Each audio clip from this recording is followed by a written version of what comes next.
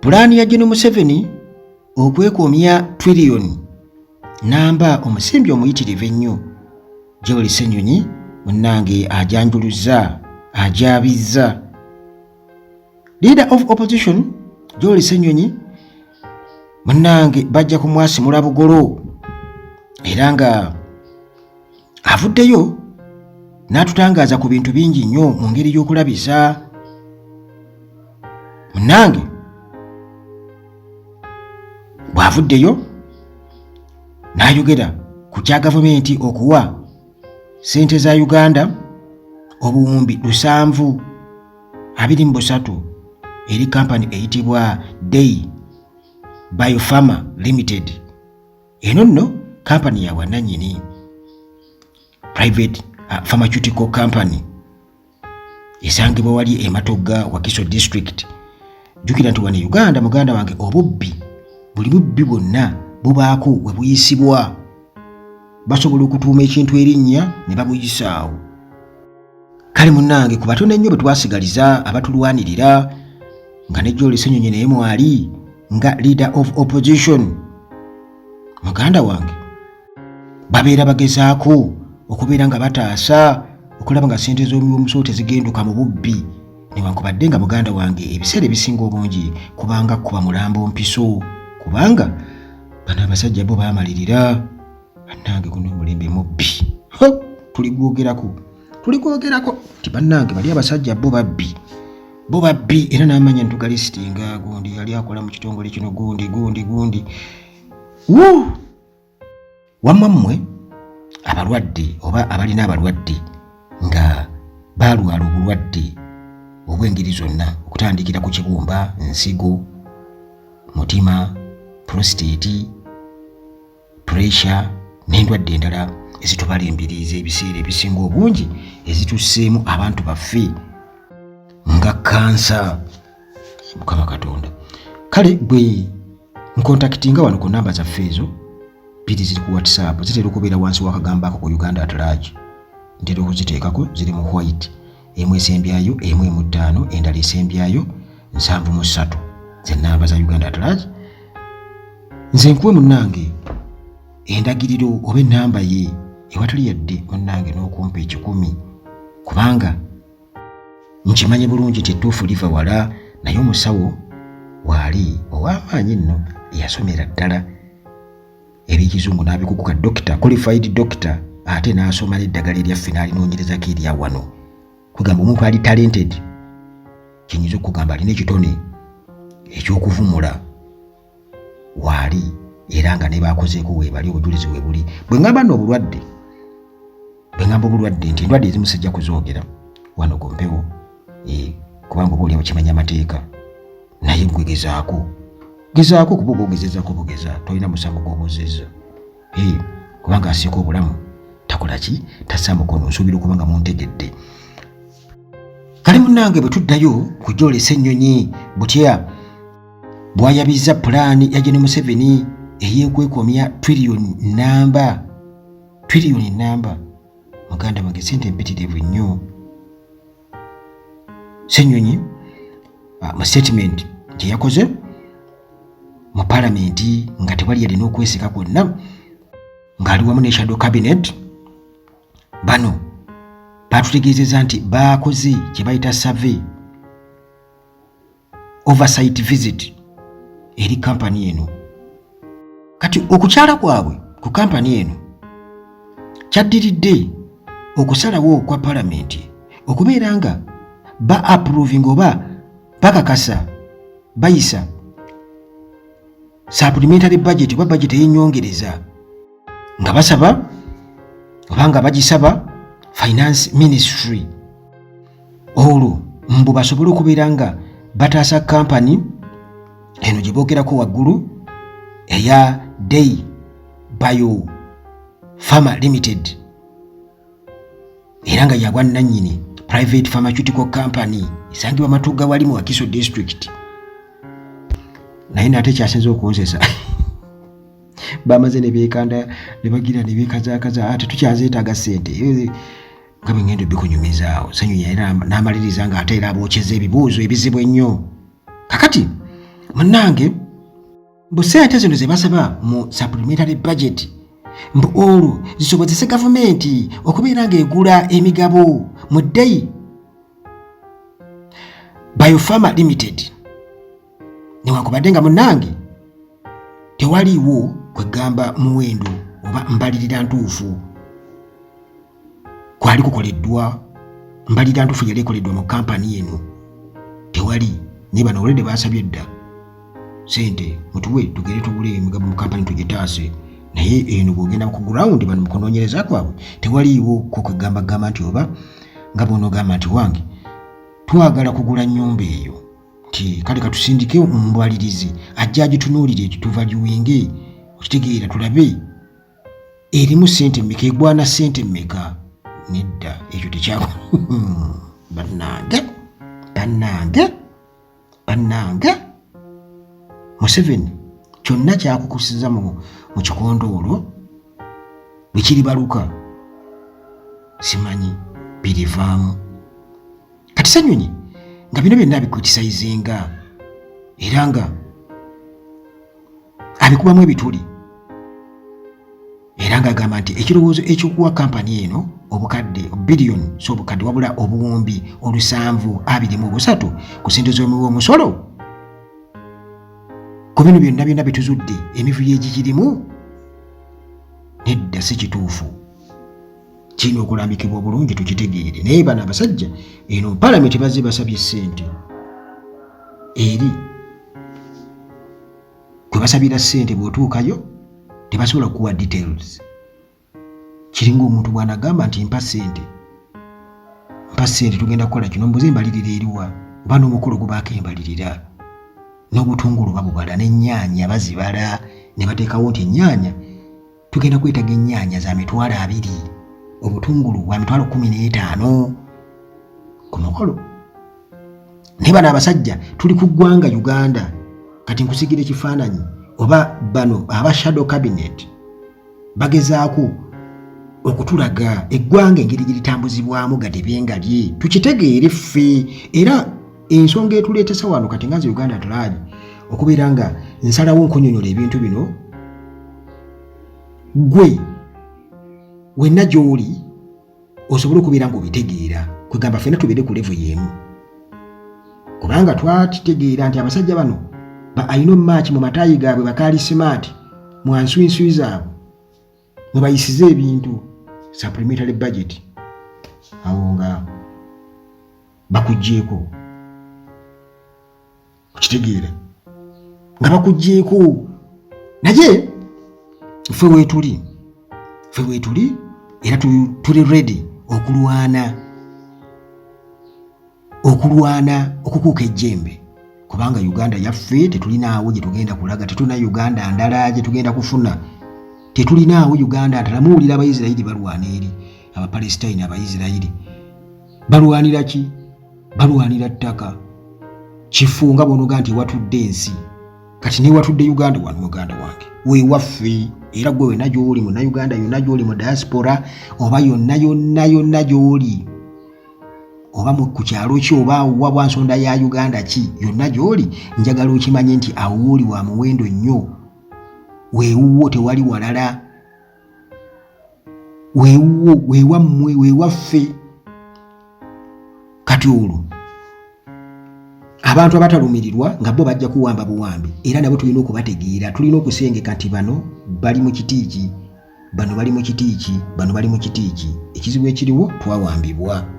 tulina kununula ki kibayita okununula eggwanga tukwate eggwanga tuliteeke emikono gy'abannansi kikitegeeza tukwate eggwanga tuliteeke emikono gy'abannansi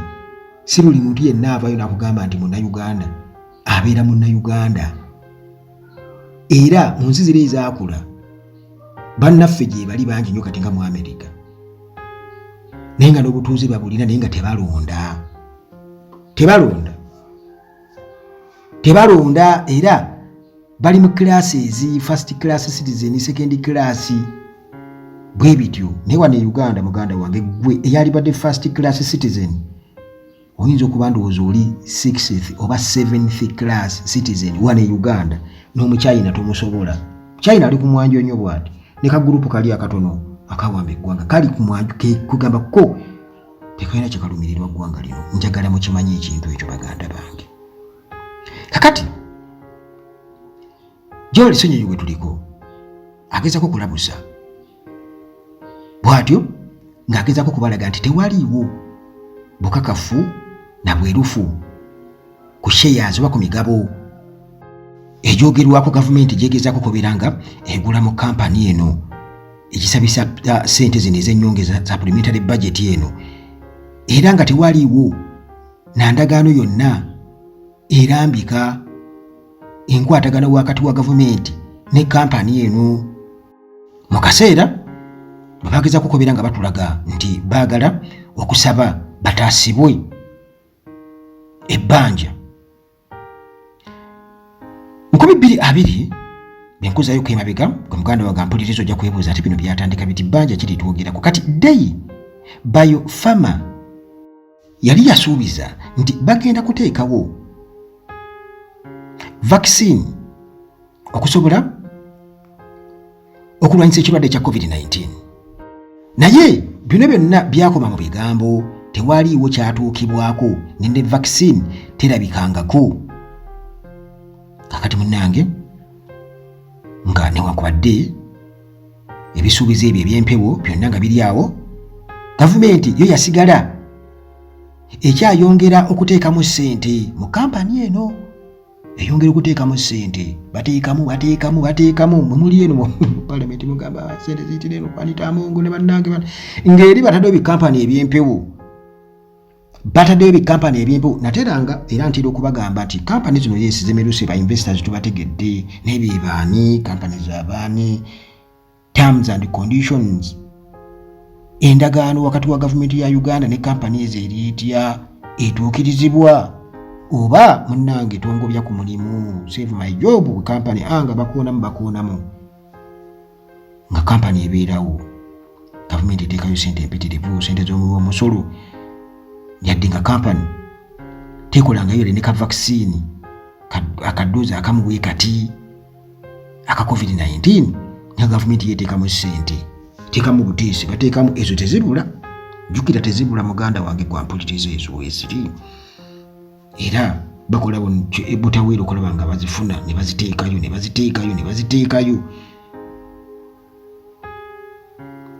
era munnange kino ne kireetera aba opposition okubeera nga bagamba kiki kino gwe mugaso gwa shadow government abamu beebuuza shadow government egasa ki kakati munnange mukuwubayo olubu lw'ekigere mu ngeri y'okukyala okusobola okutegeera ddala kiki ekigenda mu maaso ewatali kubeera nti baatumye butumi kati olwo gavumenti entuufu ye shadow government gye tulinawo ye ntuufu olwo esitukiramu era leader of opposition naye kennyini agendayo okulabira ddala ekituufu kyeki. Munnange management ya kampani eno bwetyo nga etegeeza tiimu ya opposition nti endagaano ze baakola ne gavumenti baamaliriza dda mbu kasookedde lubanga lwa Mindi baamaze ne bazisayininga ne baziteekako omukono era nti kampani wetwogerera essaawa eno already kati eri valued omuwendo gwayo gumanyikiddwa era na buli kimu ekirimu kwegamba nakyo ekyetaagisa byonna biri taratibu. Joel Ssenyoyi bw'atyo n'ategeeza nti judgments zino ekyewuunyisa ze boogerako nti endagaano oli ayogera ku ndagaano omugamba katulabe anti kakati ati akasumuluzu kasefu kano akakufulu kako kazibu kati Joel Ssenyoyi agamba kale mutuleke ku ndagaano tulabeko munnange nga teziriiwo era nga balemye okubeera nga bazifuna okuscrutinizinga oba okusunsula ddala okukakasa nti ntuufu olwo ne bongera okubeera nga bakakasiza ddala nti mutuufu wano vulugu ali wano mu mismanagement wano mu Uganda bwe bakutuma gati bengalye otandikira awo. Yoli Ssenyonyi era bw'atyo n'atukakasa nti dokumenti zino oba empapula zino tebazireese, era n'akakasa nti waliwo obwetaavu obw'amaanyi bannayuganda okubeera nga bateekawo oba Uganda okubeera ng'eteekawo oba erambika policies ezirikkirira obwerufu mu nkola y'ebintu naddala mu kutaasa kampani z'obwannannyini amabanja okusobola okubeerawo obwerufu n'amazima. Tuli ku mazima, tuli ku zero tolerance, naye bannaffe abali eri bajja kugamba bwe batyo. Naye Joel Ssenyonyi agamba nti nga tewaliiwo safeguards ezo oba makubo ago gatangira, sente z'omuwi w'omusolo zigenda kusigala nga munnange zigenduka mu bintu eby'ekifere ng'ebyo nga gavumenti yeefudde mbu etaasa amakampuni amabanja. Olwo yeefudde etaasa amakampuni amabanja abo bafaayo nnyo. Kale n'omulimu omunene ogwo Joel Ssenyonyi ne ttiimu eya Shadow Cabinet gwe babakanye nagwo wakati mu kuziyizibwa okw'amaanyi n'okubuka emisanvu emizibu ennyo ekiteekeddwawo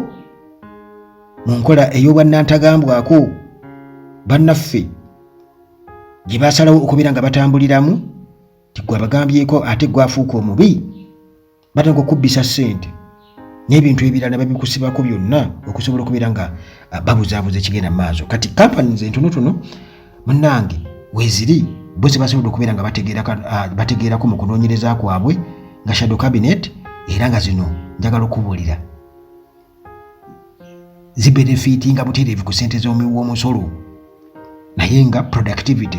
oba kyewali badde ogamba nti eggwanga lifunamu ki tewali. Bano abasajja babi nnyo basobola okuleka essomero abaana ne babeera nga basomera wansi w'emiti, obusomero buli eyo mubulaba bazimbisa bulinga byagi bye baterekamu emmere, naye ebyo byonna omusajja ajja ku TV n'ayimirira n'abannyonnyola era ne bakuba engalo buli kyayogera kyonna. Naye nga bwe nabagambye nti ffe nga ffe n'abalala bannange tusobodde okuvaayo ne twogera, era tewali musango gwonna gwe tujjizza okuleka okubeera nga twagala ebintu bitambule mu butuufu bwabyo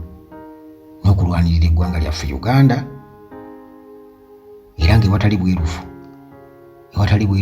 mu enkola gyemuwo oba ebintu byemutera okwogera ntera obbawulira nti anedda, era bwe bakuwa ofiisi olina kulya buli mwabyogera wano ku mpuuga nange ebyo bampandya bwe baba muwaddi era ebyo mukyabonaabona nnyo, mukyabonaabonera ddala. Era amasomero ga private gakyabakana ssente kubanga eno wuti osomesezayo abaana bayinoonerayo ddala mu universal, kati eri agaabwe ne balinyisa fees ate mwagala abaana babeere standard, kati mukyakaaba.